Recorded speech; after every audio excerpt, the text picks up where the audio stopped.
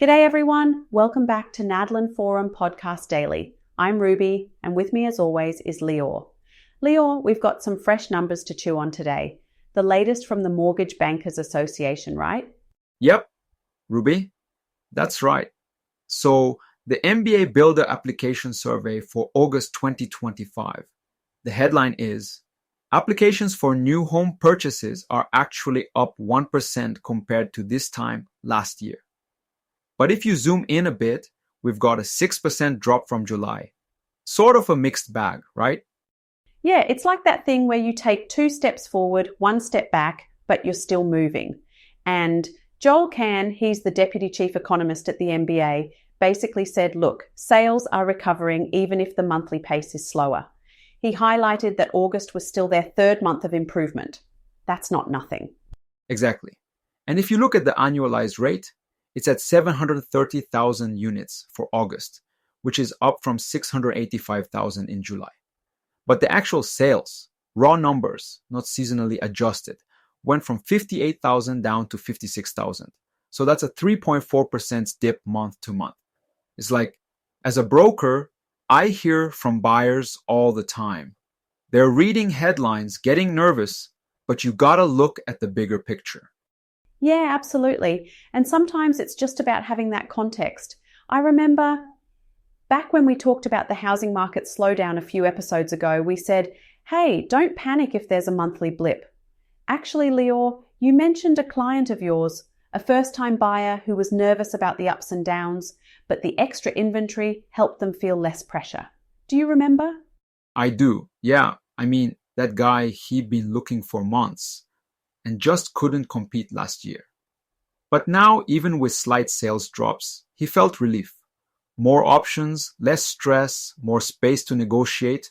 That's what's changing for buyers, even if the media focuses on the negative numbers. Exactly. It's like the energy's changing.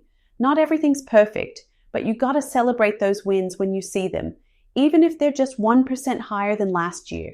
So speaking of more options, let's talk about inventory. One of the biggest stories out of this report is that housing inventory is finally getting some legs. It's not runaway growth, but it's enough that we're seeing more homes, more variety, just more chances for buyers to find their fit. Right. And that has a direct impact on prices. It's easing the kind of bidding war frenzy we saw during, well, pretty much all of 2021 and 2022.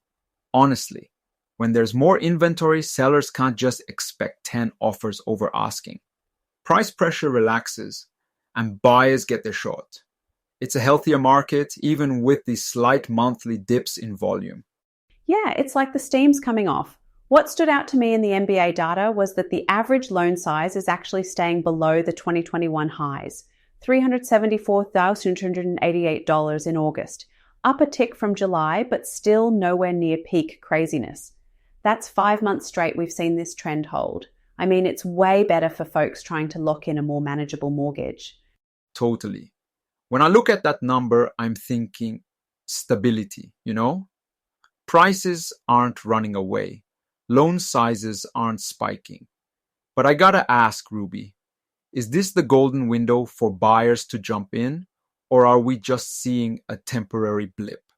Should investors rush, or is caution still smart with these month-to-month swings? That's honestly the million-dollar question, right? I mean, I'll say a lot of people we talk to on here remember us saying timing the market is tricky, back in our best week to buy episode. Monthly data can be noisy. 1 month there's a dip, the next there's a rebound. But overall, all this new inventory, steadier loan sizes, it feels more balanced than it did a year ago. I agree. And if you've been holding out, waiting for things to cool, it's starting to look like you could get a fair shot now. But, like you said, don't throw out caution entirely. Month-to-month swings still happen. And, if rates change again or inventory dries up, that window gets narrower. Exactly. So it's about being ready but not panicking. If you see the home you want, with this kind of stability, it's not the worst time to take a leap. But don't throw caution to the wind either. It's never all or nothing, is it? All right, Let's dive into the mortgage product mix in this survey, because this shapes who's actually able to buy. Almost half of all new home mortgage applications are conventional loans, but FHA is right up there at 35.6%, then about 13% VA, and a sliver, just a little over 1%, are RHS or USDA loans. So, different options for all sorts of buyer profiles. Yeah, and when you break that down, it says a lot about accessibility.